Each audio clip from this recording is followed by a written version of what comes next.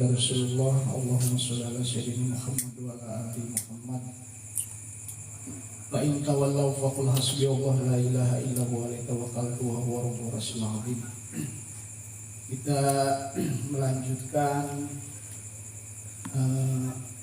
bab tadbir ya, bab usaha, bab megawe, bab gawe, bab ikhtiar. Kitab Al-Hikam, kitab Iqadul Himam, meneruskan kajian kemarin. Wa qala bitanwir faidatun. Dalam kitab At-Tanwir, Syekh Al-Toilah mengatakan, i'lam, ketahuilah anal asya'a innama tazummu wa tamdahu. Ketahuilah segala sesuatu baik itu tercela watamdahu maupun terpuji bima tu'addiu ilaihi, itu tergantung dari akibatnya. Tadbir al-mazmum, adapun usaha-usaha atau rencana-rencana al-mazmum yang tercela atau ngewalen gitu bahasa Sunda nama, yang tidak pantas atau yang tercela. Usaha-usaha ikhtiar atau rencana-rencana yang tercela itu masa golaka anillah adalah kegiatan-kegiatan atau rencana-rencana masa golaka anillah yang membuat kamu sibuk, lalai atau terlena anillah dari Allah, atau yang membuat kamu terlena atau yang membuat kamu melupakan Allah.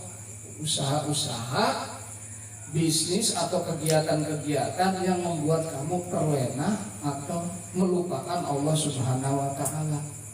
Wa aqalaka, dan mengabaikan anil qiyami bi khidmatillah, dari bi khidmatillah, dari kekhidmatan, dari ngabdi, dari melayani Allah, yang mengabaikan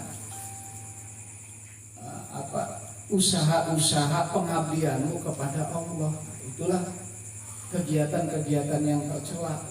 Jadi yang melupakan Allah, kegiatan yang membuat lupa kepada Allah, itu yang at-tadbirul madhmum. Rencana atau aktivitas yang tercela itu adalah aktivitas yang membuat kamu lupa kepada Allah. Itu. Nah, silakan, kira-kira aktivitas apa sih yang bisa membuat kita lupa kepada Allah gitu kan? Gosip, kan? Apalagi begadang sampai larut malam, terus selot. Nah, itu yang disebut kata Syai'ailah, itu yang tercela, itu yang seperti itu, yang membuat kamu lupa terhadap Allah. Itulah kegiatan-kegiatan yang tercela, kegiatan yang tidak baik, anuti ngewalen, yang tidak pantas. Wa sadaqa 'anil mu'amalatillah, dan yang menghalangi kamu dari dekatnya atau dari interaksi kepada Allah, atau yang menghalangi, yang mencegah kamu berhubungan dengan Allah. Itu kegiatan-kegiatan yang tidak baik, itu yang seperti itu, yang menghalangi kedekatan kita kepada Allah. Juga sebaliknya, kalau kegiatan, aktivitas yang membuat kita dekat dengan Allah, itulah aktivitas yang terpuji. Itu tinggal nanti direview, dievaluasi ulang kegiatan-kegiatan yang selalu kita jalani yang bisa menjauhkan aku kepada Allah. Kegiatan apa aja sih gitu kan? Gitu. Ya hari gosip mah pasti ya, gosip itu ngomongin batur gitu kan enak ngomongin batur mah sedapnya gitu. Nah, itu yang tercela. Ya Anda berlarut-larut gitu kan, walaupun nggak ada judulnya bisa dicari, misalkan ngomongin orang lah gitu kan, ngomongin batur gitu kan, Sampai botol aqua didiskusikan gitu kan, diskusinya sampai 3 jam cuma membahas dan mendiskusikan botol aqua, dan itu melupakan kita kepada Allah. Maka dalam proses belajar bebersih hati, membersihkan hati, yang dihitung oleh Allah itu adalah sekali hembusan nafas itu udah terhitung. Jadi ketika kita menghembuskan nafas, itu catatan-catatan amal itu udah siap sedia.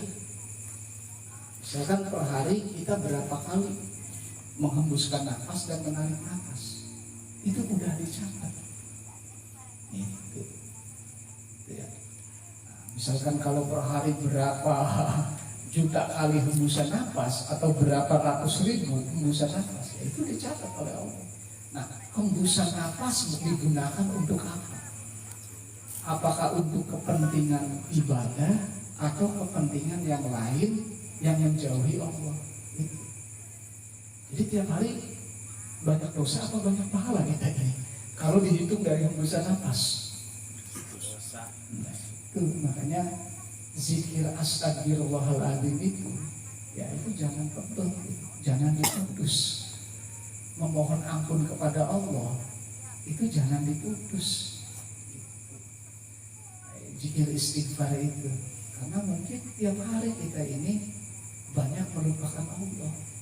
Nanti di penghujungnya bahwa seseorang berdosa atau tidaknya, gitu kan, atau seseorang beramal atau tidaknya, sejauh mana dia selalu tersambung dengan Allah, hatinya selalu terpaut. Kalau terputus dengan Allah dosa nggak? Dosa. Itu.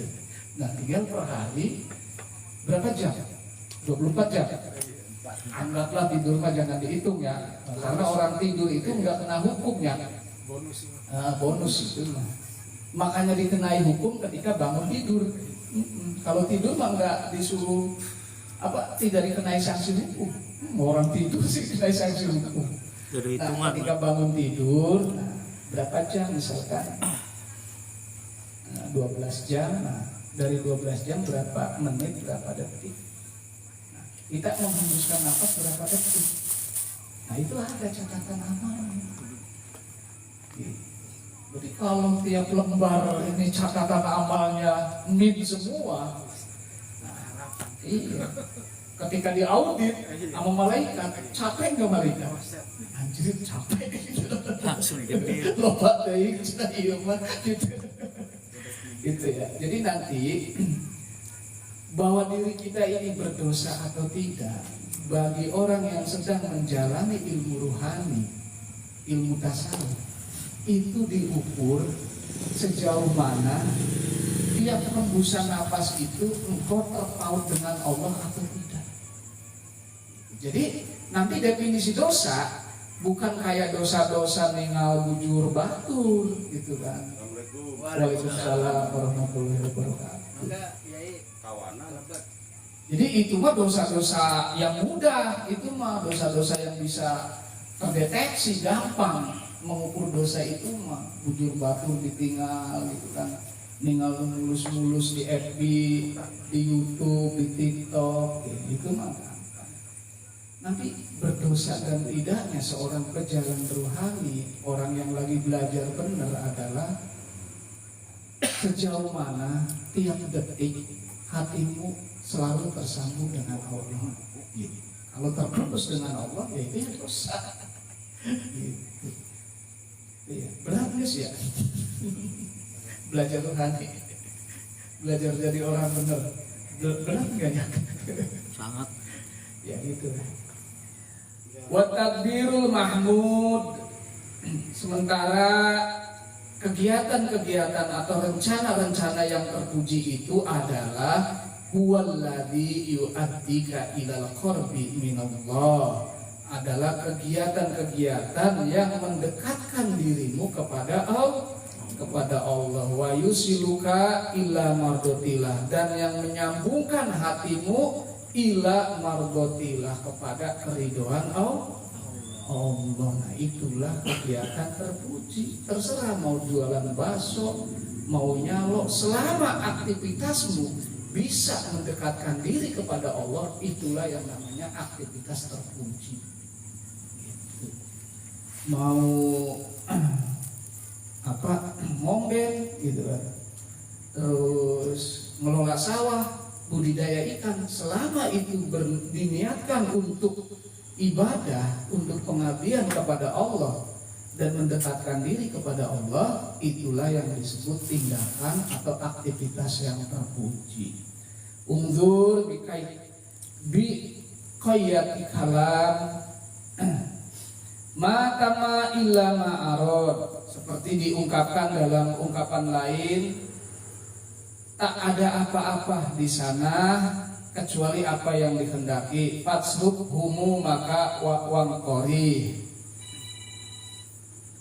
maka tinggalkanlah dan lemparkanlah kebingunganmu. Watsruk sawahilakallati suhil tak biha tastari, dan tinggalkanlah kesibukanmu, niscaya engkau akan tenang.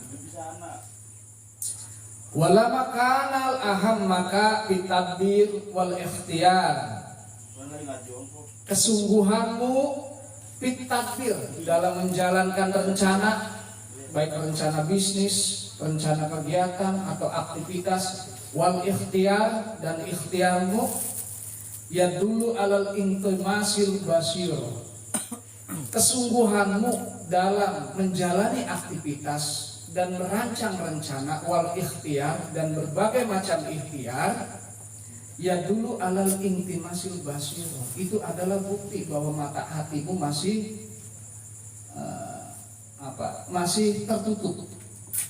Jadi kesibukanmu yang selama ini kamu jalankan, ikhtiarmu yang sedang kamu jalankan, itu adalah menandakan bukti bahwa mata hatimu masih buta, belum melek. Wa tarakahuma au fa'alahuma billah, dan meninggalkan semua rencana dan ikhtiar atau menjalankannya billah, kalau ditujukan karena Allah, ya dulu ala fathil basiro, itu adalah bukti mata hatimu sudah melek.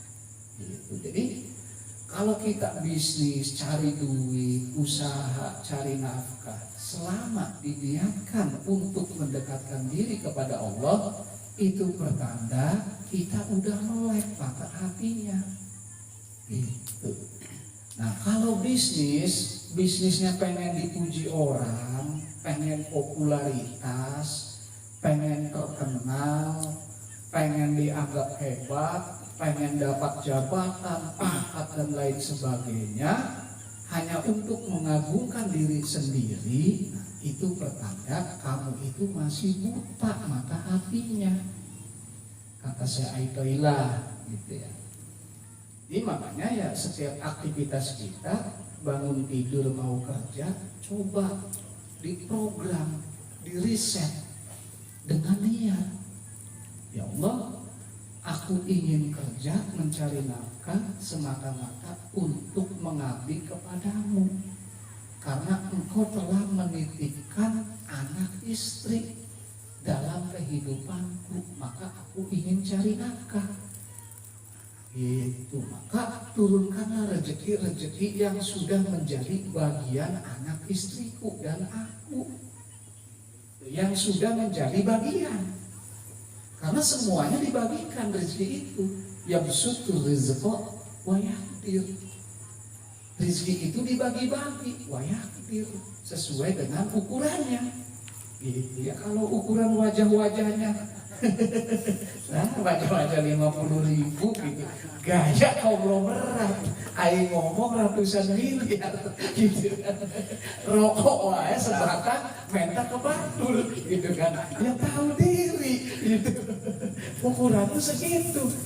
Nah, jadi Allah itu udah menetapkan ukurannya. Lipu gitu Jack, kan? lipu. Gede-gede omong punya langka. Iya, Ari ngomong the power of bacotnya ratusan miliar gitu kan, bisnis tanah gitu, ID kantong gitu kan 20.000. Ya itu kan. Alladzi khalaqa fasawwa. Alladzi khalaqa apa? Yang surat itu apa? Allahu yahdi wa yaqdir. Allah itu membimbingmu, mengarahkanmu wa yaqdir sesuai dengan ukurannya. Jadi memang kita ini udah dipatok ukurannya. Makanya ada kodok dan kodar. Nah kalau kodok ya kodok-kodar nih takdir nih. Kalau takdir itu kan ada kodok, ada kodar ya.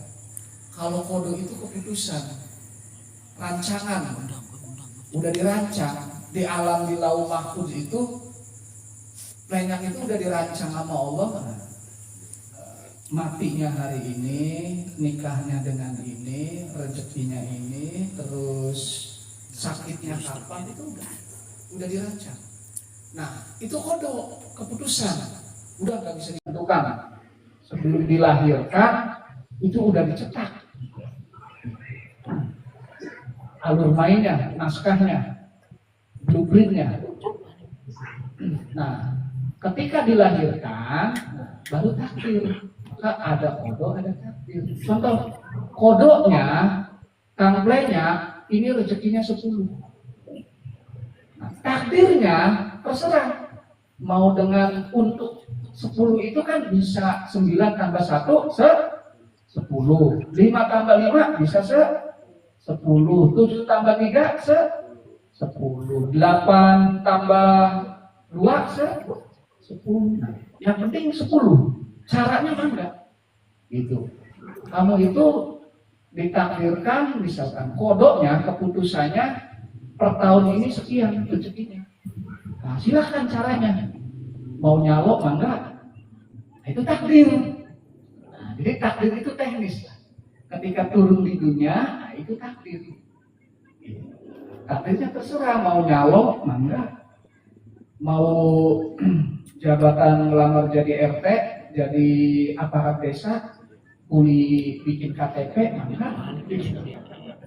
Nah, itu takdir. Tapi tetap tidak akan melenceng dari keputusan Allah yang disebut kok kodok. Kalau takdir aplikasi lapangan. Jadi kalau kodok itu garis-garis besar haluan negara, kalau takdir rancangan pembangunan 5 tahun repelita itu. Jadi ada rancangan awal, ada aplikasi lapangan. Gitu.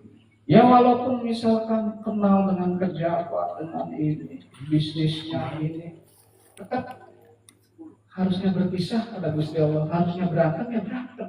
Itu. Ya, kodok dan kodar paham ya. Jadi kalau takdir mah kita bisa memberikan pilihan. Mau untuk 10, saya milihnya supaya 10, 9 tambah 1, enggak. Atau 5 tambah 5, enggak. Itu takdir. Tapi tetap hasilnya 10 gitu. Ini walaupun misalkan makan nih, ada 1 biji atau 2 biji aja, bukan rezeki kita. Keputusan dari sananya ada 2 biji, bukan keputusan kita. Bukan untuk kita nih, nasi teh pasti jatuh. Buat semut kata Allah teh. Makanya ya alhamdulillah ya kemarin ya ditakdirkan banyak rezeki buat tikus ya kemarin. Sawah-sawah gitu kan ya, berarti itu rezekinya tikus gitu. Jarang mau berpuluh-puluh tahun gitu. Tidak malah sih gitu. Jarang. Itu ya maksudnya supaya jangan kaget menjalani hidup itu kadang ada sesuai dengan atau melenceng dari harapan kita. Ya berarti itu bukan milik kita. Gitu. Kita ikhtiar mati-matian, hasilnya tidak sesuai harapan. Ya berarti ada keputusan-keputusan bahwa itu bukan rezeki kita. Terus mau marah gitu kan? Mau apa-apaan? Orang sekampung digebukan gitu. Atau mau nangis, kegoleran di jalan gitu kan. Ya enggak bisa enggak akan berubah. Lanjut ya. Zakara alamatun dalam ungkapan lain al-ukhra adharu wa asharu yang sangat jelas dan sangat populer minha yang berkaitan dengan ala fathil basyirah au qamasiha atau tertutupnya mata hati. Dalam ungkapan lain yang sangat populer dan terkenal mengenai terbukanya mata hati dan tertutupnya mata hati atau meleknya hati nurani, ya, mata hati ya, bukan mata indrawi, bukan mata hati. Jadi ada ungkapan lain terkait dengan terbukanya mata hati seseorang, berarti makrifat, atau automasiha atau tertutupnya mata hatinya, maksudnya hati ini nih. Rasa-rasa maksudnya, bukan indrawi, bukan. Faqala dikatakan oleh syair Qailah, ijtihaduka fima dumina laka, kesungguhanmu, kerja kerasmu terhadap sesuatu yang sudah dijamin oleh Allah, wa taksiruka fima tuliba bika, dan kelengahanmu, lalaimu terhadap yang diwajibkan oleh Allah. Jadi kesungguhanmu, kerja kerasmu terhadap sesuatu yang sudah dijamin, dan engkau lalai, tidak sungguh-sungguh terhadap yang sudah diwajibkan oleh kamu, itu dalilin alal intomasil basiro, itu menunjukkan sebagai bukti tertutupnya atau matinya mata hatimu. Itu ada enggak orang yang mati-matian ngejar sesuatu yang udah dijamin oleh Allah? Ada enggak? Sampai mengorbankan kesehatan. Gitu kan. Udah tahu rezeki mah dijamin sama Allah, udah jangan pusing gitu kan. Udah kerjain aja. Bisa enggak kita bekerja tanpa harus pusing? Tanpa harus stres, tanpa harus bingung ini gimana, dapat duit enggak, bisa enggak? Bagi orang yang ada jaminan kepastian itu bisa. Contoh, yang udah dapat gajian tuh sebulan sekali, tenang kan? PNS, tenang ya? Udah ada jaminan kepastian. Nah, bagi mereka, para pebisnis yang jaminannya tidak ada, tergantung kondisi iklim ekonomi, nah, biasanya yang rentan itu yang seperti itu. Dia kalau pasarnya lagi bagus, harganya lagi bagus, seneng kan? Kalau harganya lagi turun, drop kan? Nah, itu. Nah, maksudnya gini, di penghujungnya nanti ada orang yang udah dipatok, ya, rezekinya ya udah. Nah, biasanya ini orang-orang gajian nih, karyawan, PNS, gitu. Ada orang yang memang fluktuatif, tergantung kondisi bisnis. Nah, dua-duanya sebetulnya itu udah ditentukan ukuran-ukuran rezekinya. Jadi yang membuat ketenangan dan kenyamanan hati nanti di penghujungnya bukan fluktuatifnya penghasilan atau stabilnya penghasilan. Bukannya, bukan yang membuat hati tenang, nyaman, dan damai. Itu adalah hati ada rasa takut dan percaya atau yakin enggak? Waalaikumsalam warahmatullahi wabarakatuh. Terhadap Allah sebagai penentu garis takdir.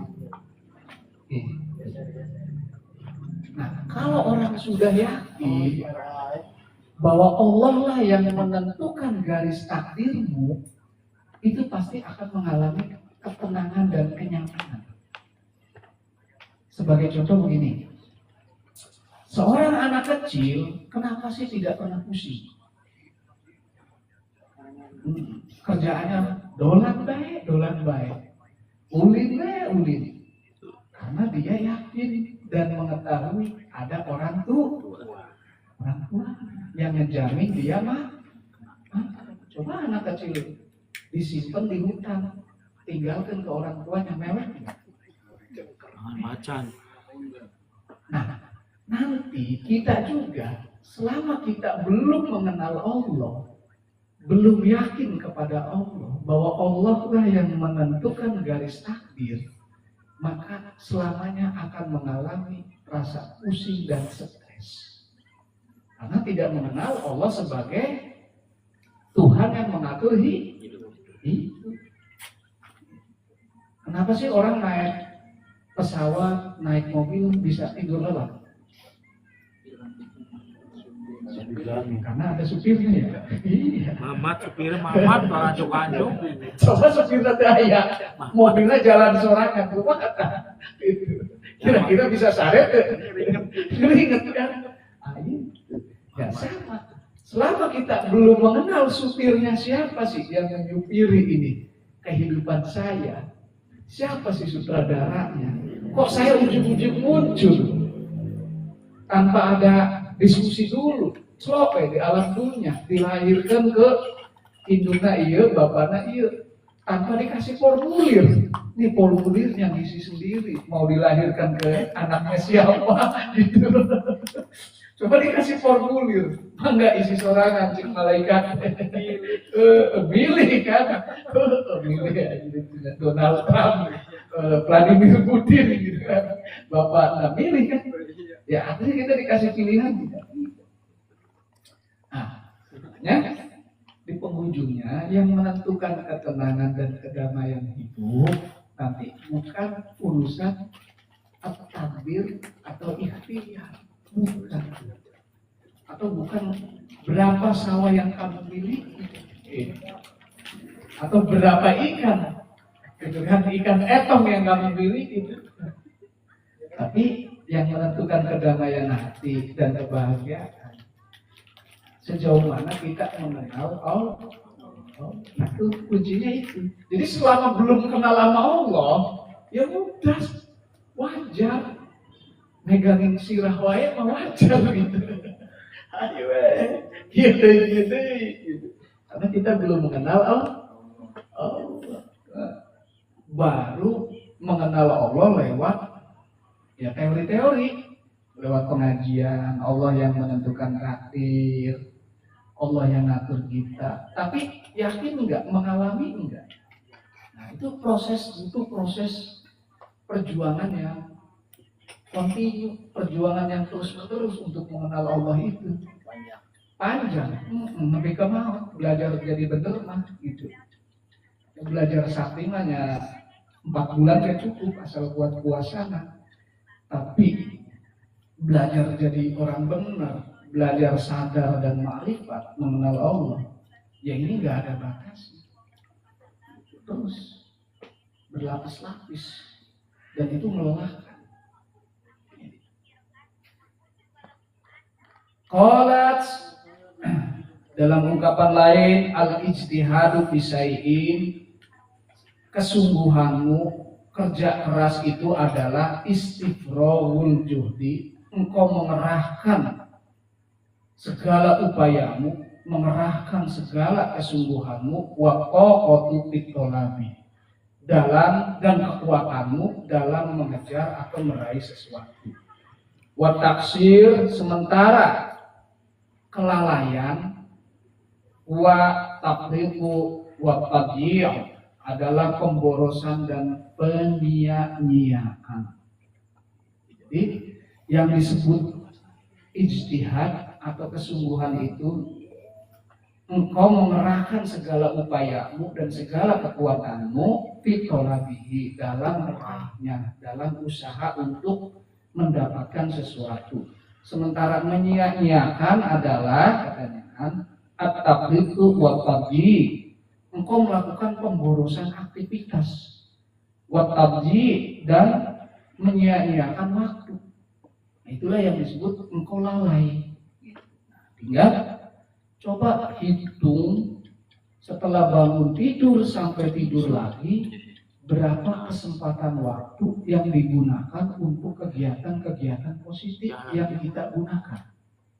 Coba hitung. Bangun tidur, mandi, positif kan? Gosok gigi, sarapan, kerja, berapa jam itu? Sisanya ngobrol, teguh kan ngobrol, ayo dibahas. Orang lewat pakai baju, yuk dibahas, gitu kan. Pakai topinya miring, dibahas. Nah itu yang disebut taksilu, itu menyia-nyiakan waktu dan mengabaikan nikmat-nikmat Allah. Nah tinggal ditimbang tiap malam, evaluasi. Berapa waktu yang digunakan untuk hal-hal positif yang mendorong kita untuk dekat dengan Allah atau bernilai ibadah, berapa aktivitas dan waktu yang tidak bernilai ibadah. Coba pernah nggak mengalami proses evaluasi kayak gitu tiap malam? Biasanya itu jam 12 malam tuh, coba aktivitasnya dibaca ulang, diedit gitu kan.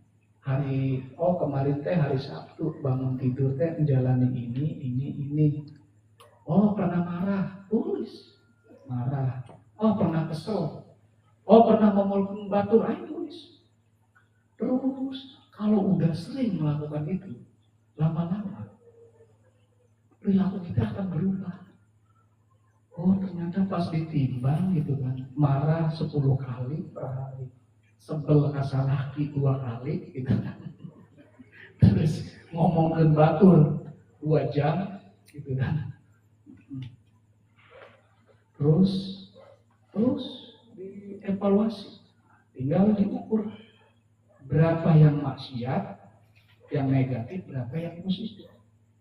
Terus itu yang disebut muhasabah, mengevaluasi diri. Supaya apa sih? Supaya kita mengenal perilaku kita sehari-hari kayak apa sih?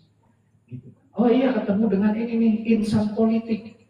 Dalam obrolan dengan kelompok-kelompok insan politik, gitu kan. Ngobrolin apa nih? Gitu kan. Oh iya, ngobrolin lurah, ngobrolin presiden, ngobrolin bupati, ngobrolin ini. Itu coba diresapi. Itu bernilai ibadah enggak? Itu. Oh ternyata tidak nilai ibadah, malah loba maksiat. Ya udah sesat. Gitu. Nah itu. Nah, kalau sudah bisa seperti itu, insya Allah cepat proses kesadaran diri, ilmu untuk mengenal Allah itu cepat. Kalau udah mengenal diri sendiri dulu, gitu kan. Mana kebiasaan buruk, mana kebiasaan positif. Biasanya tengah malam sambil ngerokok, sambil ngopi terus. Oh iya, ternyata banyak minyak, gitu kan. Kasihan malaikat nulisin terus. Mindai. Itu ya, itu yang disebut muhasabah, mengevaluasi diri. Wal basiratu, mata hati itu nadirul qalbi, adalah penglihatan bagi hati. Ini mata hati. Jadi hati itu ada matanya ya. Gitu kan, makanya kan lahum qulubun layak kohu. Dia punya hati layak kohun, tapi dia tidak bisa memahami. Hatinya hidup enggak sih sinyalnya? Gitu. Nah, bagi orang yang hatinya tidak hidup, ya banyak kesasar. Gitu. Bisnis itu bakal menjebloskan. Gitu. Terjang terus. Nanti kalau udah ketipu ya. Gitu. Karena percayanya sama mata lahir. Amat telinga, wah ini hebat Pak katanya, wah bisnisnya ini keuntungan segini, ini gitu kan. Nanti kalau investasi ini selama sebulan nanti dapat sekian juta, kan tergiur. Hatinya enggak ini, radarnya, mata hatinya enggak hidup, karena tergiur gitu kan. Ya akhirnya kena investasi bodoh, rugi. Itu ini menyangkut dengan ketajaman mata hati. Itu kalau orang mata hatinya tahu, datang kelihatan anjir banget rek minjem duit misalkan. Mantap gitu kan. Itu mata hati. Makanya wal basiratu nadhirul qalbi. Mata hati itu adalah penglihatan bagi hati. Kama anal basor sebagaimana mata indera mata penglihatan, mata indrawi, nadirul qalib adalah penglihatan bagi manusia yang punya hati. Fal basyiratu, mata hati, la taro illa ma'adi, tidak akan melihat secara lahiriah. Mata hati itu bukan penglihatan lahiriah, illa ma'ani, kecuali hal-hal yang berkaitan dengan makna-makna dan rahasia-rahasia. Jadi memang mata hati itu, nah ini udah masuk bab mata hati ya, khusus untuk melihat hal-hal yang tidak bisa dilihat oleh mata lahir. Itu mata hati fungsinya. Gitu. Ya contoh, ya tadi, ini bisnis benar enggak sih? Gitu kan.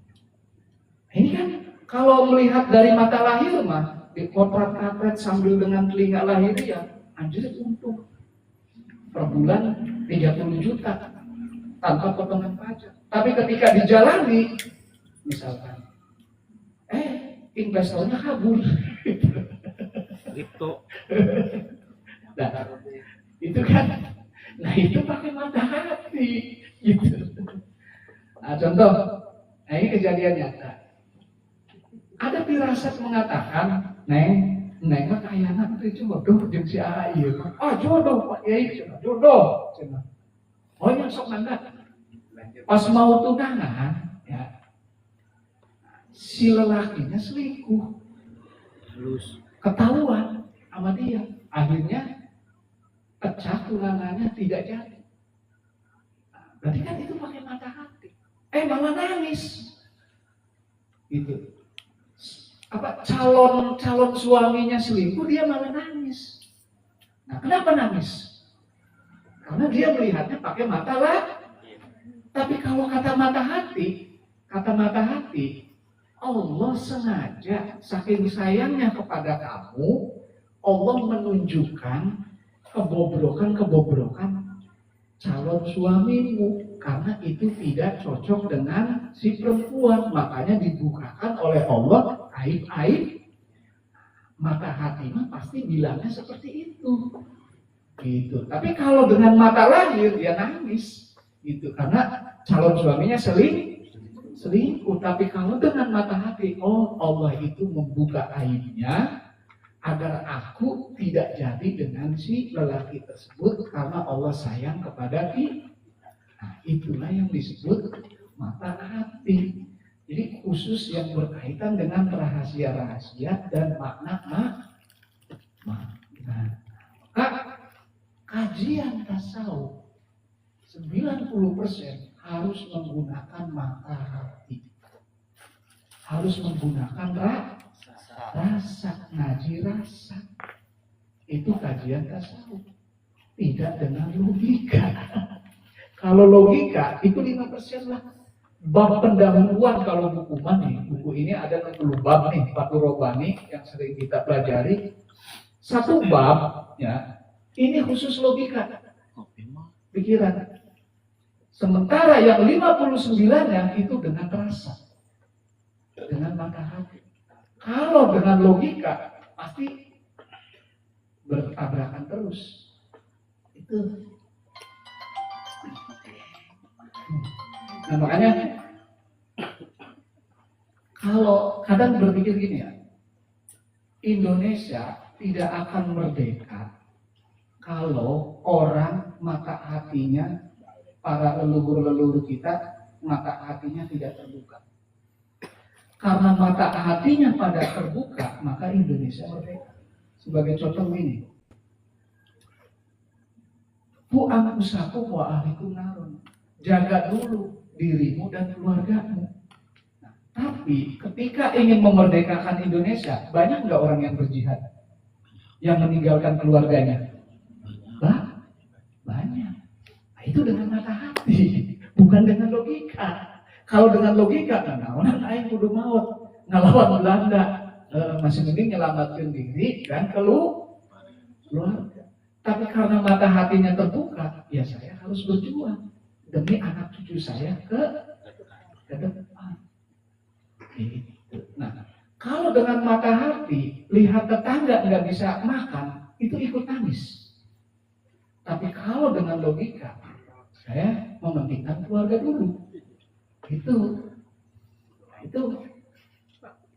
mata hati ya. Makanya kalau belajar ilmu tasawuf itu ya belajar malam minggu ini ya. Kalau dengan logika kadang sering bertabrakan. Tapi kadang ya kita menggunakan bahasa sederhana supaya jangan tabrakan dengan logika. Gitu. Karena udah biasa pakai logika sih, gitu kan. Nah, kalau mau kaya nabung, kan logika. Kalau mau kaya kerja keras, kerja keras. Buktinya banyak yang kerja keras di sini. Anggur. Gagal wae. Gagal maning. Boros sing akeh.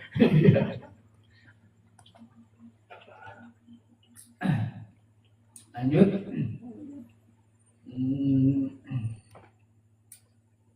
Wal basor, sementara mata lahir la yaro illal mahsusa, tidak akan bisa melihat kecuali yang dilihat al mahsusa adalah hal-hal yang berkaitan dengan indrawi. Nah, ini mata lahir. Kalau mata lahir ya hal-hal yang bisa dilihat oleh mata lahir. Nah, itu mata lahir. Jadi di dalam diri kita itu punya dua mata. Ada mata lahir, ada mata hati. Nah, mata hati juga nanti berlapis-lapis. Banyak lapisannya. Itu ada 7 lapis mah. Itu ada fuadun, ada lub, ada sir. Kalau dibedah ya. Makanya di Al-Quran itu ada al-qalbu, ada al-aqlu, ada al-lub, ada al-basir, ada asyir. Nah, ini lapisan-lapisan. Jadi kayak bawang lah gitu. Bawang kan ada banyak lapisannya. Nah, itu mata hati juga berlapis-lapis. Jadi kita banyak matanya. Gitu. Nah, kita kan biasanya pakai mata lahir terus gitu. Nah, nanti kalau kholwatnya khusyuk, kalau pakai mata lahir atau pendengaran lahiriah di hutan itu jangkrik itu krik krik krik. Itu telinga lahir. Tapi kalau telinga batinnya hidup, itu bukan krik bunyinya ya. Bukan. Beda. Kalau hatinya udah bersih gitu, beda bunyinya, bukan krik krik krik. Kalau di hutan ya lagi pada tapak lah, pada kholwat, bukan. Nah, jadi di lapis-lapis kita ini membuka lapisan-lapisan. Nah sebetulnya begini, yang bisa melihat itu mata retina atau bukan mata, atau rohani kita. Contoh kalau lagi pusing, mikirin utang terus, matanya melotot, ada orang lewat, kelihatan nggak? Jadi yang melihat ini mata atau siapa? Pikiran kita. Nah, itu silakan dibedah. Jadi sebetulnya mata lahir ini sebetulnya alat untuk menerima bayangan, bayangannya masuk ke dalam ke retina, dari retina ini sinyal-sinyal cahaya doang. Nah, buktinya kalau lagi pikirannya kemana-mana, walaupun matanya melotot, nyari kacamata, gitu kan? Kacamatanya dipegang, nyali-nyali. Ada nggak yang kejadian kayak gitu? Atau kacamatanya disimpan di kepala, nyari-nyari kacamata, ada nggak? Iya. Berarti yang melihat mata ini bukan. Ini mah alat doang. Alat untuk menerima bayangan. Jadi yang melihat itu tetap ruhani kita. Cuma ruhani kita butuh alat. Ibarat HP ini untuk menerima gelombang. Ketika nge-WA, masuk gelombangnya ditangkap oleh HP, kebaca nggak? Kebaca. Nah, sama telinga kita, mata kita itu alat untuk menerima gelombang itu. Nah, nanti gelombangnya macam-macam. Ada gelombang HP, gelombang radio, gelombang jin, banyak juga. Gelombang arwah juga. Terus gelombang TV, gelombang apa lagi? TikTok. Ya, TV, radio, telepon dan lain sebagainya, termasuk gelombang jin itu. Nah, itu tergantung kelembutan gelombang. Nah, semuanya nanti alatnya ya tubuh kita. Makanya jangan aneh pating perindingnya. Berarti alat terima nih. Mesinnya terima, ini apa sih? Nah, cuman nggak bisa baca. Ininya nggak hidup. Apa alat di dalam diri kitanya?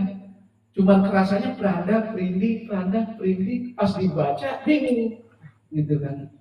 Nah, maka ada yang membaca, oh iya katanya setelah saya puasa ini katanya Buya, supaya bisnisnya lancar, saya harus kawin lagi Buya katanya. Berarti salah baca. Setelah menjalani tirakat, ya ada, kisah nyata. Setelah saya menjalani tirakat wirid ini Buya ini, ternyata bisnis saya kalau pengen maju katanya, setelah saya dapat ilham membaca gelombang katanya, saya harus kawin lagi. Nah, eta kamu maksudna. Berarti kan salah baca. Iya. Sengaja Pak. Disangkanya ini hasil tirakat katanya. Ilham dari malaikat, sama baca. Bisa jadi ada gelombang penyusup. Gitu kan. Akhirnya kawin lagi, kena hack, kena hacker. Ya makanya ya orang yang pada tirakat itu harus ada pembimbingnya, apalagi di hutan gitu kan. Gitu. Makanya ya langkah awalnya bersihkan hati dulu lah, supaya pintar membaca berbagai macam informasi, baik gelombang kasar maupun gelombang halus. Kadang kan bingung gitu kan, dari mimpi aja kadang nggak bisa baca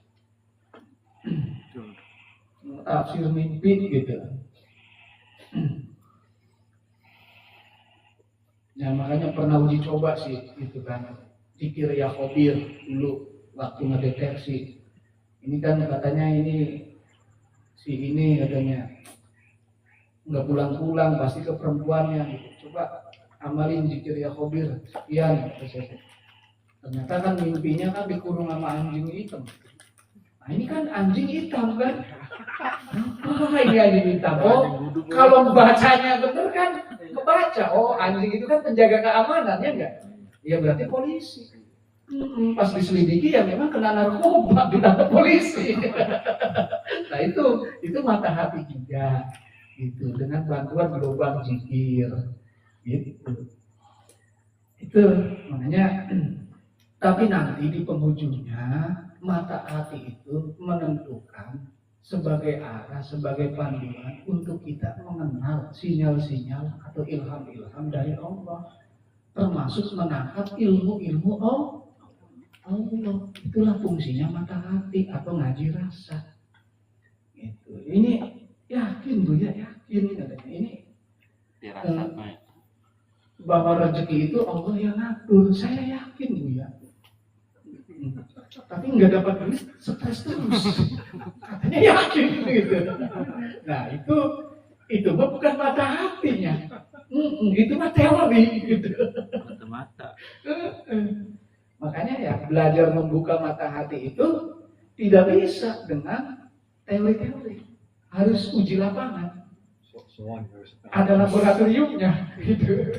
Ada labnya, ada ujian-ujian eksperimen lapangannya, gitu ya. Entah pakai tirakat, entah pakai riyadhah, entah bertapak di hutan, entah zikir, entah puasa, itu laboratoriumnya itu, gitu.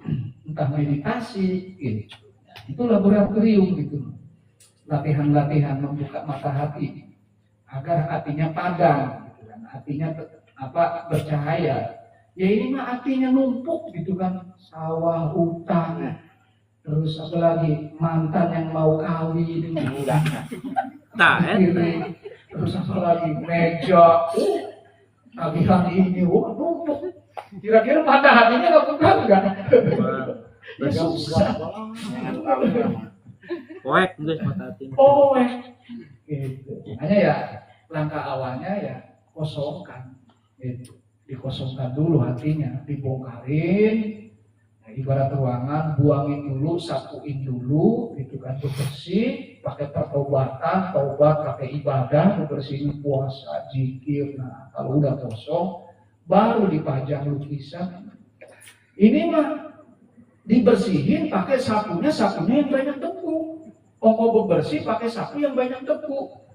Nah, inilah orang yang semakin rajin ibadah, rajin ngaji, semakin rajin juga berantemnya. Nah, itu membersihkan kamar tapi sapunya banyak debunya. Banyak ibadah, rajin ngaji tapi banyak membidah-bidahkan orang. Nah, itu analoginya seperti itu.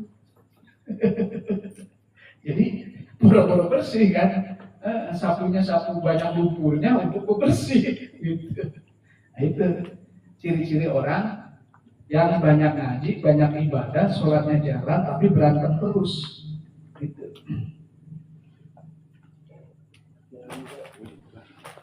Jam berapa? 10. 10. Jam 10 kurang 10 menit. Kurang 10 menit masih ada waktu ya. Al-basiroh, mata hati itu la taro, tidak dapat melihat illal lati, kecuali hal-hal yang sangat halus dan lembut. Karena ada zikirnya kan, ya latif, ya latif, ya latif. Ya supaya mata hatinya pada hidup gitu kan. Kalau mata hatinya hidup, mah jantungnya juga normal. Enggak malas-malas wae gitu. Enggak jantungnya enggak kenceng terus, enggak punya duit jantung kenceng. Punya duit sama jantung kenceng gitu kan. Darah naik gitu. Nah, karena mata hatinya ketutup. Tapi kalau mata hatinya terbuka, ya jantungnya pun normal, tekanan darah normal gitu. Orang kalau mata hatinya tertutup, orang dapat duit malah pusing. Ngomong-ngomongin orang gitu kan. Gitu. Orang stres malah bahagia gitu. Orang lagi kena musibah malah tepuk tangan. Puas. Nah, itu ciri-ciri mata hatinya ini mati gitu. Beda kalau mata hatinya hidup, mah orang dapat kesenangan, dapat kebahagiaan, ikut bahagia. Ini mah orang seneng dia stres, orang susah dia bahagia, tepuk tangan. Nah, itu. Modal kebangkrut ame. Itu ada. Saya batur maju kepekan. Orang ngambil mobil ya dibahas gitu. Wah, paling dapat utang katanya. Wah, iya. Mal tutup paling setorannya katanya. Dibahas. Ya itu mata hatinya masih tertutup. Aduh. Masih tidur. Manusia. Ya manusia lah ya. Wal basoru la yaro ilal kadib. Mata lahiriah itu tidak dapat melihat kecuali al-kadib yang kasar-kasar. Autakul al-basiratu la taro ilal qadim. Bahwa mata hati itu tidak akan pernah melihat kecuali al-qadim, Allah yang maha qadim. Wal basoro la yaro ilal hadis. Sementara mata wal basoru la yaro ilal hadir. Sementara mata lahiriah tidak akan bisa melihat kecuali al-hadis, peristiwa-peristiwa yang bisa dilihat oleh mata atau peristiwa-peristiwa yang bisa dilihat secara indrawi. Al-taqul, atau dalam ungkapan lain, al-basiratu la taro ilal mahun. Mata hati itu tidak akan pernah melihat ilal mahun, kecuali sang pencipta yang menciptakan alam. Wal basor, sementara mata lahiriah la yaro ilal kaum, tidak akan melihat kecuali alam yang diciptakan. Kalau mata hati untuk melihat Allah, nah kalau mata lahir untuk melihat ciptaan Allah. Nah itu fungsinya gitu. Jadi kalau pengen melihat Allah ya pakai hati, dengan getaran hati. Kalau pengen mengenal Allah ya dengan hati, mata hatinya ya dibuka. Gitu, ngaji ini ya dengan hati, dengan rasa. Kalau pakai logika, ya nggak bakal dapat. malah bertentangan terus katanya ini ngaji katanya Allah lagi yang dibahas gitu. Nah, itu ya, jadi al-basirah la taro ilal qaum, bahwa mata hati itu tidak akan pernah melihat kecuali dia digunakan untuk melihat Allah wa illa rabbika nadhirah.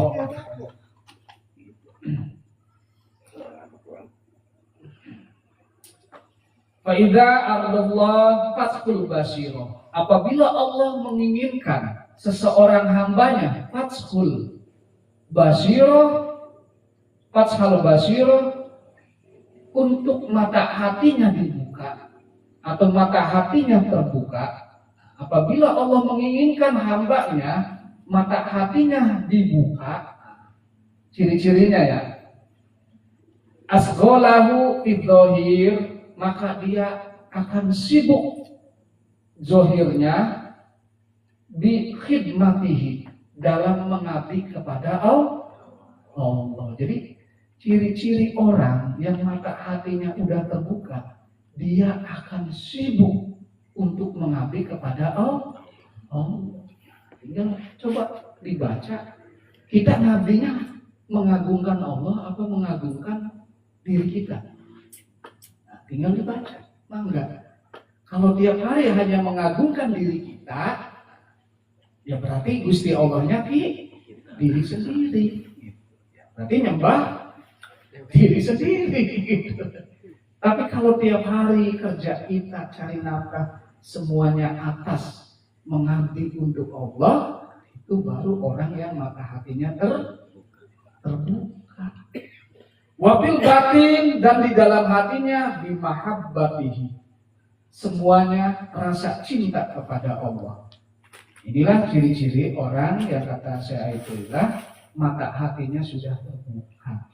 Itu faida aradallah fathal basirah, dan apabila Allah menghendaki terbukanya mata hati al-abd dari hambanya, asghalahu, dia akan sibuk fil zahiri, zohirnya, raganya, bi khidmatihi, dalam mengabdi kepada Allah, wabil batin, dan di dalam hatinya bi mahabbatihi, untuk terus mencintai Allah.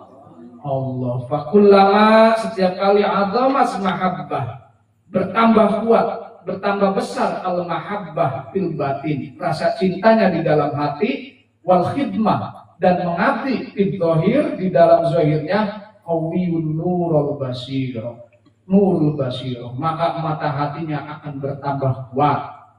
Jadi semakin sibuk melayani Allah, semakin sibuk mengabdi kepada Allah, nanti kesibukannya mah dalam bentuk apapun, mau sibuk bisnis, mau sibuk di sawah, mau sibuk di empang, mau sibuk di pemerintahan, sibuk ngajar ngaji, selama untuk mengabdi kepada Allah dan hatinya memiliki rasa cinta kepada Allah, itulah yang disebut orang yang hatinya, mata hatinya terbuka. Nah, tinggal mari evaluasilah di dalam diri kita. Kesibukan kita selama ini dalam rangka nanti di penghujungnya ukurannya siapa majikanmu? Majikanmu Allah apa dirimu? Atau istrimu gitu, atau anakmu? Nah, tinggal itu mah diri kita yang bisa jawab. Nah, biasanya kan hati mah kan nggak pernah berbohong. Nah, itu tinggal ditanya, saya sebenarnya ngabdi ke siapa sih? Nanya, gitu kan? Ya, nanti ada jawabannya di dalam diri kita. Gitu. Ada suaranya enggak? Enggak ada. Ada tulisannya enggak ngomong? Tapi kedengaran enggak? Nah, bila sautin wala harfin, bahasa tanpa suara dan tanpa huruf, tapi kita bisa merasakannya. Makanya apa? Innal insanu ala basirah, sesungguhnya manusia itu innal insanu ala basirah linafsi, sesungguhnya manusia itu bisa melihat dengan mata hatinya tentang linafsi, tentang dirinya sendiri gitu. Nanti ada bahasa yang ngomong gitu ya, tanpa suara dan tanpa huruf gitu. Tapi Sempat nggak ada yang sering ngomong kalau bisa mah nanti malam tahajud? Pernah nggak? Ada yang ngomong kayak gitu? Sering ya. Coba ini pas punya duit, coba sodakohin ke sini. Ada nggak yang nyuruh-nyuruh itu? Nah itu mata hati gitu loh. Itu gampang lah gitu ya. Itu mata hati. Nah lamun tinggal anjir susu gede, bohongnya montong. Nah itu mah lain mata hati. Itu mah hawa nafsu. Gitu. Itu ya. Jadi mata hati itu nanti suara-suara di dalam diri kita yang mengajak kepada kebaikan dan yang mengajak untuk mendekati Allah. Nah itulah mata hati. Gitu. Jadi semakin sibuk zahirnya berkhidmat kepada Allah dan rasanya atau hatinya semakin mencintai Allah, qawiyun nurun basirah, mata hatinya akan bertambah kuat hatta yastawaliyu alal basor, sampai mata hatinya bisa menguasai mata lahir. Jadi nanti yang melihat kalau udah hidup sudah bukan dengan mata lahir lagi. Jadi yang melihat itu dengan mata hati. Ya ini ada cerita bisa nyata dari cerita-cerita beberapa kiai ketika ngeriung beberapa kiai. Ada kiai yang nangis. Kenapa nangis? Ya saya melihat yang ngeriung ini bukan kiai, semuanya binatang. Kebetulan kiai ininya habis kholwat 40 hari. Jadi yang saya lihat bukan manusia katanya. Langsung ditegur, udah jangan dibuka. Berarti melihat dengan mata lahir kayak tidak, itu dengan mata hati. Jadi kalau udah dibuka Abbasohul yaumal khadir, mata hatinya, maka penglihatanmu akan tajam. Ya rupanya ya bukan dalam wujud mata lahiriah yang dilihat mata lahiriah, wujudnya bedanya. Satria baja hitam.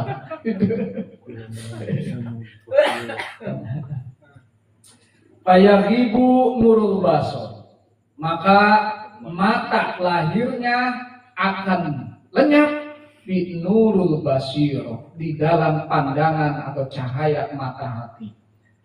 Fala yaro, maka mata lahiriahnya tidak akan bisa melihat kecuali illa matarahul basiro, kecuali apa-apa yang dilihat oleh mata hati minal ma'ani allati, makna-makna atau rahasia-rahasia yang lembut, wal anwarul qadimah, dan cahaya-cahaya al-qadimah. Wa hadza makna qaul Syekh Suyukhana al-Mahdhub. Jadi nanti kalau mata hati kita sudah bisa kebuka, biar oh iya ternyata rezeki mah Allah yang menentukan, bukan hasil dari jerih payah kita. Ternyata semua yang kumiliki semuanya bukan milik. Nanti juga pada hilang dan lenyap. Dikumpul-kumpulkan suatu saat bakal diting. Nah, itu duniawi. Semuanya hanya titipan. Kita ini hanya punya hak guna pakai, bukan hak kepemilikan. Kalau nah itu mata hati yang ngomong. Kalau mata lahiriah ya ini milikku, sawah ini milikku, hasil kerja kerasku. Ini tumbuh dari pupuk, gitu kan. Padahal kan mataharinya gratis, airnya gratis, tanah gratis. Yang menumbuhkan Allah. Itu mata hati yang ngomong, gitu. Yang akan menyinari akal pikiran. Jadi ini prosesnya. Ada yang langsung dengan firasat, tanpa dengan logika pikiran, langsung letupan biasanya. Nanti juga ini katanya, silakan. Aduh jangan ke sana. Itu langsung letupan. Biasanya tanpa disengaja. Tapi ada juga mata hati, cahaya mata hati menyinari akal pikiran. Nah, sehingga akal pikirannya itu karena cahaya mata hati ini bisa menjelaskan dengan enak dan baik dan bisa dipahami. Dan banyak ilmu-ilmu kegali itu dari mata hati, dari ilham-ilham lewat mata hati, kemudian cahayanya menyinari pikiran, sehingga rahasia-rahasia ilmu itu kegali. Nah itu, yang paling hebat itu. Energi mata hati, cahaya mata hati menerangi akal pikiran. Kalau tanpa lewat pikiran langsung letupan, dari mata hati langsung ucapan, biasanya ceplak-ceplok. Gitu. Banyak ya yang ini, gimana? Kiai ini gagal, itu aja. Enggak diurai dulu, enggak diurai dengan logika pikiran, udah gagal, langsung aja nyeplok. Itu dengan letupan, biasanya letupan muncul. Itulah yang disebut firasat yang keluar tanpa sengaja. Banyak ya. Nanti ada kitabnya, kitab firasat. Nanti dipelajari. Si pahit itu. Jam berapa ini? Lewat 5. Masih ada waktu? Siap. Wa idza aradallah, dan apabila Allah menghendaki fadlan lil abduhu kehinaan kepada seorang hambanya, apabila Allah menghendaki si hamba itu menjadi orang yang hina, asghalahu bidzahir, zahirnya sibuk, jasadnya sibuk, fisiknya sibuk, bahkan paling sibuk se-Jawa Barat gitu kan. Nongkrong di sini ada, nongkrong di sini ada, sibuk banget gitu kan. Di pinggir jalan nongkrong, di tempat-tempat ini nongkrong, pokoknya pang sibuknya lah. Dia akan disibukkan zahirnya bi khidmatil akhwan, dengan melayani dan mengabdi kepada al-akhwan, kepada makhluk. Jadi, kalau Allah lagi sebel gitu kan, lagi bete, atau bahasa di sininya ma'aradallahu khudlana abdahu, menghinakan hambanya, atau lagi bahasa kitanya kalau Allah lagi apa ya? Buat tim sebel gitu kan. Onde ya. Bahasa kitanya apanya? Kalau di sini kan menghinakan. Kalau bahasa kitanya, bahasa Sundanya musir lah ya. Kalau Allah lagi musir hambanya, usir. Gitu. Maka si hamba itu asghalahu bidzahir, zahirnya disibukkan bi khidmatil akhwan, dalam mengabdi kepada makhluk. Ada nggak orang yang mengabdi kepada seseorang salah dibela terus, dipuji-puji, mujinya buset, manipulur suaranya tinggi, bahkan salahnya dibela. Nah ini berarti orang yang seperti ini Allah lagi sebel gitu sama orang ini teh. Pokoknya mah bahasa kerennya lagi dikutuk sama Allah, gitulah, keren kan? Kalau di sini mah menghinakan. Ya.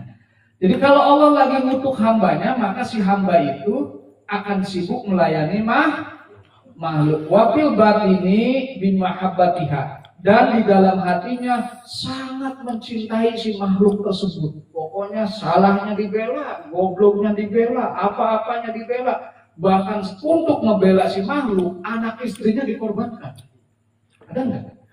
Demi bosnya, saya siap untuk dipenjara. Demi bosnya. Air kencingnya buat parfum. Air kencingnya buat parfum. Keringatnya buat parfum. Itu. Bahkan ada kan, demi bosnya dia siap dipenjara, siap mengorbankan diri, ada nggak? Banyak. Demi bosnya dia siap untuk korupsi. Kata bosnya, kamu udah tilep ini habis ini dibagikan. Nah ini orang yang lagi dikutuk sama Allah. Gitu. Itu ya, kejadian sehari-hari banyak. Gitu. Demi makhluk, bayangkan. Dia rela untuk melakukan tindakan-tindakan kejahatan. Pokoknya saya siap mati, walaupun dibayar 100.000, tawuran, perang, memperebutkan limbah industri di kawasan industri. Ya, itu kan memperebutkan apa sih? Apakah yang ribut-ribut kayak gitu lagi berjuang menegakkan agama Allah? berebut limpah. Nah, ini kata Syaikhullah, dia lagi dihinakan oleh Allah. Fala yazal kadzalika, kalau dia terus-menerus seperti itu, hatta yang komisu nurul basiro, maka mata hatinya akan menjadi buta dan tertutup. Ayastawaliyu nurul basor, dan mata lahirnya akan menguasai. Alam nuril basiro, menguasai cahaya-cahaya mata hati.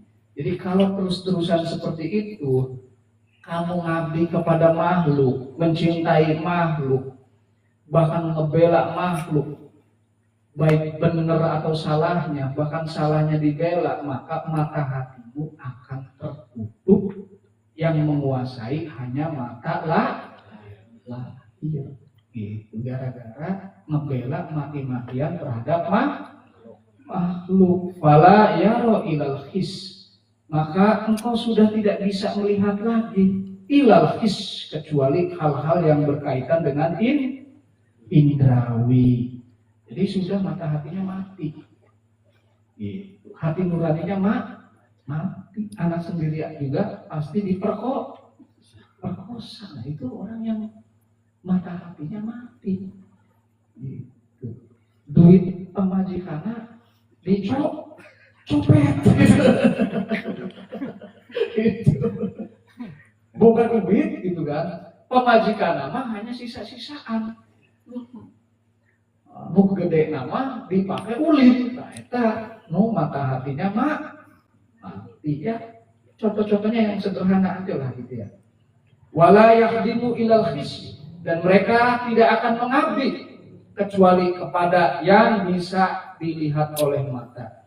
Fayastahibu pitolabi ma huwa madmun, kemudian dia akan bersungguh-sungguh, akan kerja keras dalam mengejar al-madmun, sesuatu yang sudah dijamin oleh Allah, minna rizki al-maksum, dari rizki-rizki yang sudah dumuk dibagikan oleh dirinya. Nah, ini pun sama, orang yang mata hatinya tertutup. Jadi dia fayastahidu pitolabi ma huwa madmun, sungguh-sungguh mengejar mati-matian rezeki yang sudah dijamin, yang sudah menjadi bagiannya. Itu sampai konflik, sampai berantem. Itu al-madmun minar rizkil maksum, rezeki yang sudah menjadi bagiannya, yang sudah dijamin oleh Allah. Wa yaksiru, dan dia mengabaikan, males, bima huwa matlub minhu, hal-hal yang menjadi kewajibannya, minal fardil mahtum, dalam hal ini kewajiban-kewajiban agama. Jadi, nah ini orang yang mata hatinya mati itu adalah dia mati-matian kerja keras mencari rezeki yang sudah dumuk dijamin oleh Allah dan udah dumuk menjadi bagiannya, sampai nggak bisa tidur, mikirin duit terus, duit lagi, bangun tidur mikir duit, tidur mikir duit, mimpinya duitnya, gitu.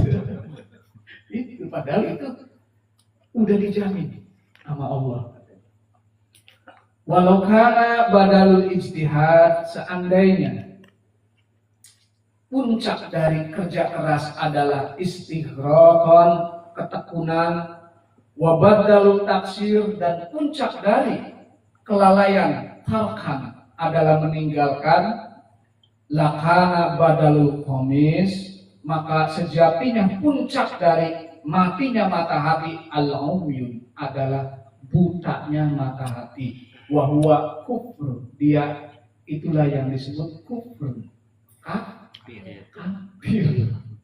Jadi kafir itu dari kata kafaro yukafiru, artinya apa? Tutup. Kafir itu tutup. Contoh, kopernya mana? Nah, itu tutupnya.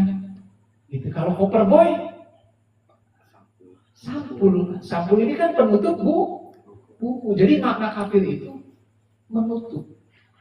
Kalau mata hatinya mati berarti tertutup hati. Di koper itu koper kan untuk tutup ya. Kopernya bawah untuk mengemasi untuk nutup. Nah, itu diambil dari bahasa kufron, kafir. Nah, makanya ada istilah cover boy, sampul. Sampul itu kan untuk menutup. Nah, kalau kafir itu maknanya adalah matinya atau tertutupnya mata hatimu, sehingga engkau sudah tidak bisa membedakan mana yang baik dan mana yang buruk. Li'anna dunya, na'udzubillah min dzalik, katanya li'anna ad-dunya kana hurqalut, karena sesungguhnya duniawi kana hurqalut, seperti sungainya Tolut, wala yang ju, dan mereka tidak akan selamat minha dari sungai tersebut illa malam yasrob, kecuali mereka yang tidak meminum air sungai tersebut, au tarofu ghurfatul biyadihi, atau hanya mengambil airnya cukup segenggam tangan. Nah, ini pengandaiannya. Jadi yang menutupi mata hati itu duniawi, kecintaan terhadap duniawi. Nah, duniawi itu seperti sungai, katanya. Mereka yang selamat, yang tidak minum sungai, air sungai, atau bisa minum air sungai ala kadarnya aja. Makanya terhadap duniawi, ya kalau udah dijamin oleh Allah al-madmum, ya udah jangan terlalu ngotot banget. Kalau memang udah bagianmu, pasti akan datang. Nggak perlu dipikirkan juga, pasti datang. Gitu. Ini mau dibela mati mah. Ada nggak yang ya wajahnya jelek gitu kan, kunyit pas-pasan, kerja juga ngoyo, nggak pati ini, tapi bunga. Ya, menjadi masuk ya. Ada nggak yang tiap hari mikirin proyek? Setiap ngobrolin proyek ratusan miliar, anggar gitu. Durai durung ganti nama. 20.000 di kantongnya gitu. Itu Pak. Gara-gara lu. Laman saroba alal qudro aqsil fahim. Sebaliknya bukan untuk memuaskan dahaga air yang diminum. Syekh Zarruq radhiyallahu anhu waqol, Syekh Zarruq berkata, Syekh Abu Hasan radhiyallahu anhu berkata, al-basirah al-basor. Keadaan mata hati itu sama dengan mata lahiriah, adna syai'un yaqi'u fihi. Hal-hal yang paling rendah yang ditimbulkan, yang naud nador, ketika matanya terhalang untuk melihat, fa illam yang tahi ilal umyun, walaupun dia bisa melihat. Maksudnya gini, mata hati itu sama dengan mata lahir. Kalau terhalang, walaupun matanya melotot atau pikirannya kemana mendi, walaupun matanya melotot, tetap tidak akan bisa melihat. Nah, apa aja yang bisa menghalangi mata hati, gitu kan? Falhaqqatu min syai'in, seperti refleksi-refleksi benda, usausiun nadhar, yang bisa menghalangi penglihatan. Wa taqdirul fikru, dan mengeruhkan pikiran. Wal iradatul lahu tadhhabu bil khairi raqsan, dan keinginan-keinginanmu yang bisa menghilangkan inti-inti kebaikan. Wal amalu, dan kesibukan dirimu, bihi yadhabu an sahibus sahima minal Islam, yang menjauhkan engkau dari keagungan Islam. Biha huwa yaqtididoti, dan itu adalah akan memunculkan keburukan. Wa idza stamaro ala syirik, apabila engkau terus-menerus dalam keburukan, taqalat midhul islami kullaha, maka engkau akan terlepas terhadap Islam secara keseluruhan. Fa idza taha ilal waqi'ah, dan jika sampai pada kejadian yang dialami fil ummati oleh orang-orang, wa mawalatud dzulam, zulama dan terus-menerus dalam kegelapan seperti hubban filjah. Nah, ini yang menutupi mata hati ya. Hubban filjah. Cinta kepada popularitas. Pengen dipuji, pengen tenar, hayang terkenal. Nah, ini salah satu yang bisa menumbuhkan mata hati. Hubban filjah. Pengen disebut hebat, hayang disebut bos, hayang disebut orang nomor 1 sekabupaten Kerawang. Cinta kepada kehormatan dan popularitas. Wal manzilah, cinta kepada kedudukan, status sosial, dibangga-banggakan. Udah tahu udah pensiun, masih noong-noongkeun fotona gitu Pak. Ieu cenah berbaheula training ieu. Nah, itu masih cinta kedudukan. Cinta jabatan. Hubbad dunya alal akhirah. Cinta duniawi daripada akhirat. Nah, ini yang bisa menumbuhkan mata hati. Faqad taqallat minhu Islam kullaha. Maka kalau mata hatinya sudah tertutup, taqallat minhu Islam kullaha, maka keislamannya akan terlepas. Wala yughairunaka ma tausimu bihi dhahira. Dan lahirnya dan semua yang kau anggap indah itu akan menipumu, walaupun dari segi lahir itu dianggap indah. Fa innahu ruhul lahu, karena tidak memiliki ruh. In al islamu hubbullah wa hubbas sholihin min ibadihi. Islam itu adalah hubbullah, engkau mencintai Allah, wa hubbas sholihin, dan mencintai orang-orang yang soleh, min ibadihi, dari hamba-hamba Allah. Nah, ini jadi yang menumpukan mata hati itu tadi, satu, cinta popularitas, cinta ketenaran, pengen terkenal, pengen dianggap hebat, butuh pujian-pujian dari makhluk. Nah, sekarang ini orang kan banyak pengen kaya, itu karena akibat kebutuhan atau cinta ketenaran dan kehormatan?